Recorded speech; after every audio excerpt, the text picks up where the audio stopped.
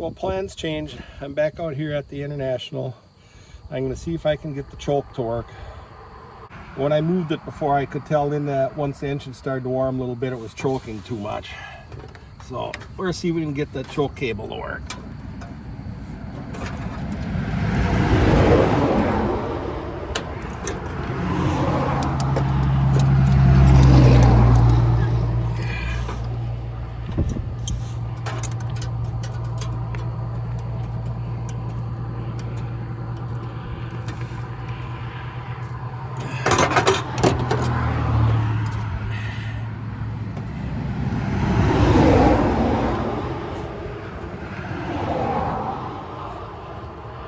I want to see if I can get the wire pulled out of it and cleaned up and get it to work freely.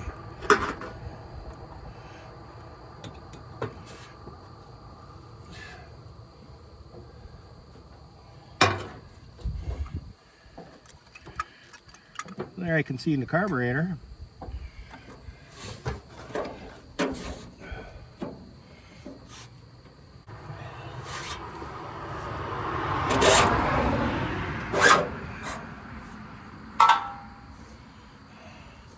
I pulled apart here where I wasn't expecting it to.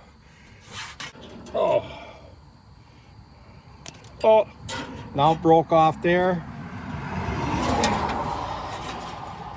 I don't know, I might be better off to start out with a different choke cable if I had one.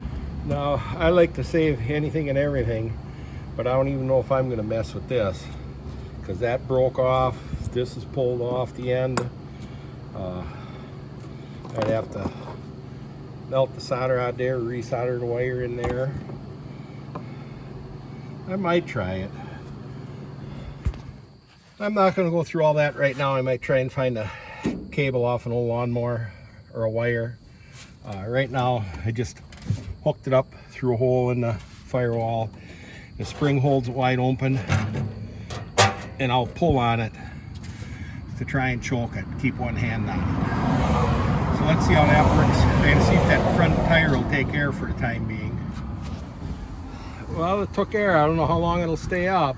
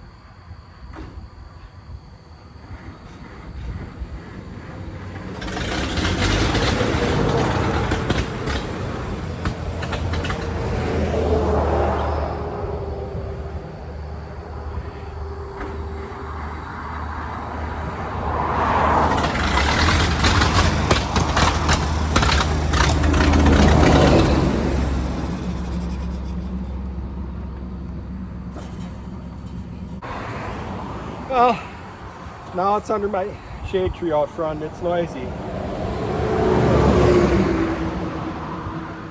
But it's where I really like working on stuff. Well,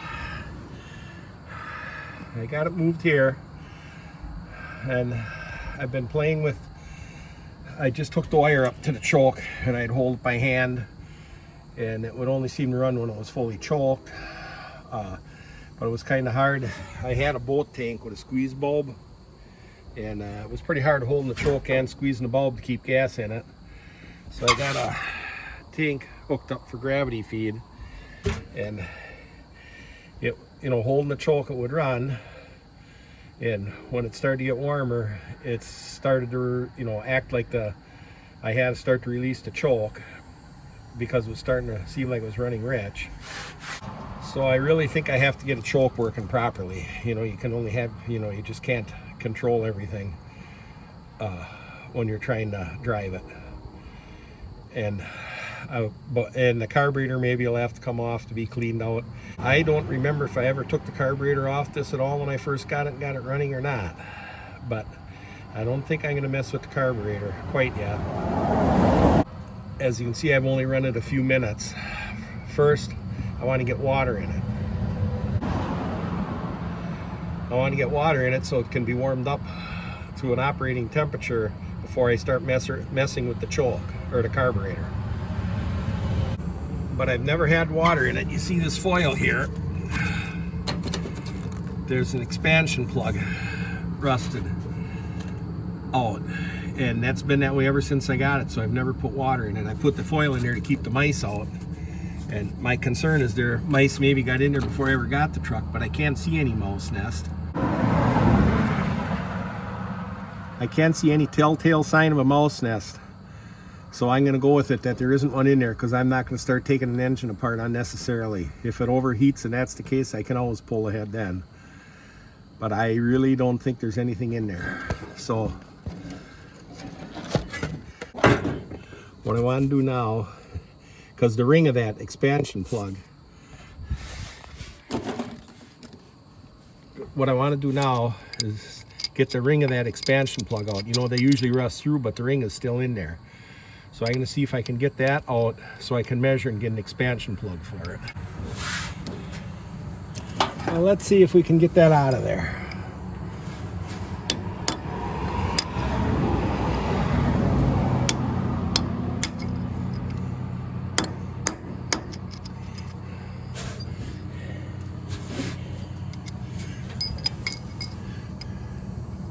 Maybe it ain't in there. I'm going to get some sandpaper and sand in there once.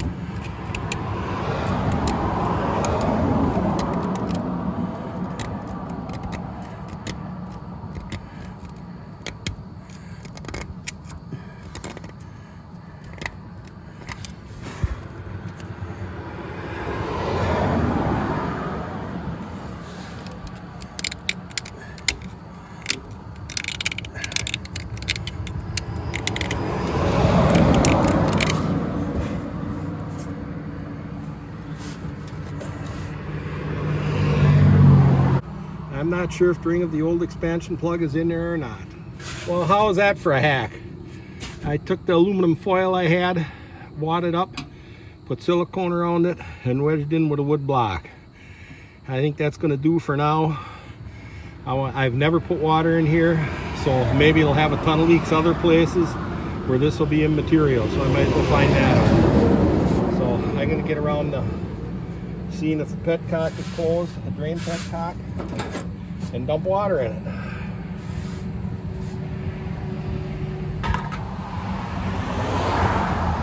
Well, I'm going to dump water in it, see where it all runs out.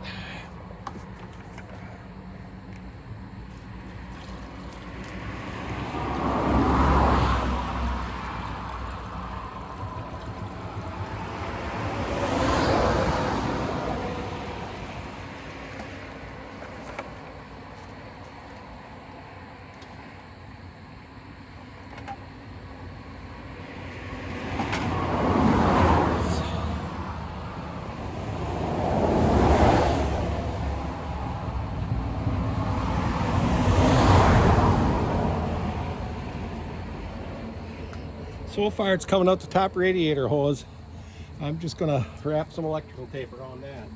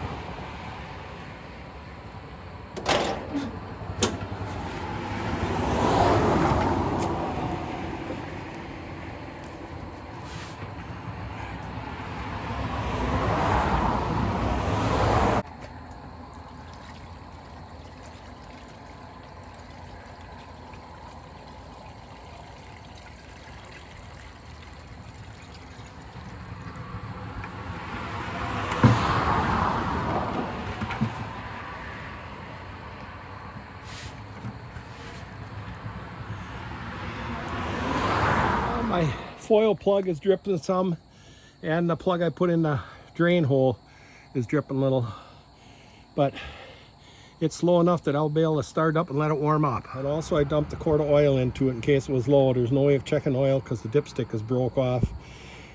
Flush with the hole where it goes into the crankcase, it's some kind of a, I think it was some kind of a white metal around the dipstick where it went in, and you know how that white metal will corrode and expand, so I don't know how I'll get that out. But I put oil in it just to be on the safe side.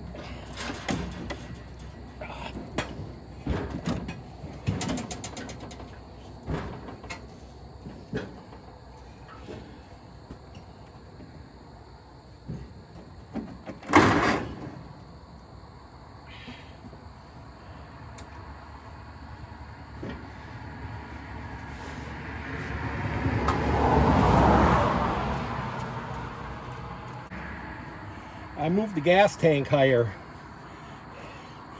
Get a little more pressure to it because I think it's starving for gas.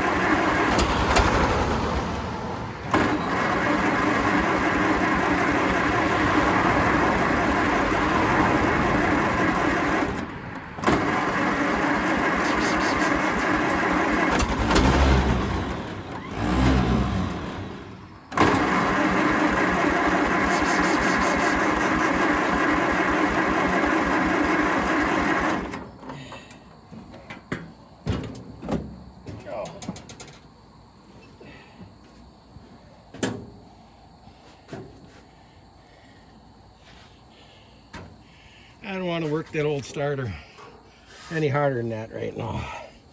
And look on, see where the gas level is in the carburetor.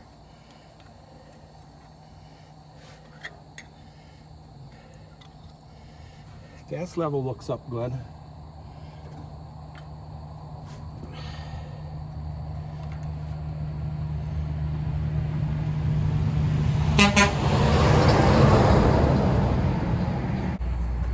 I'm going to try it just one more time.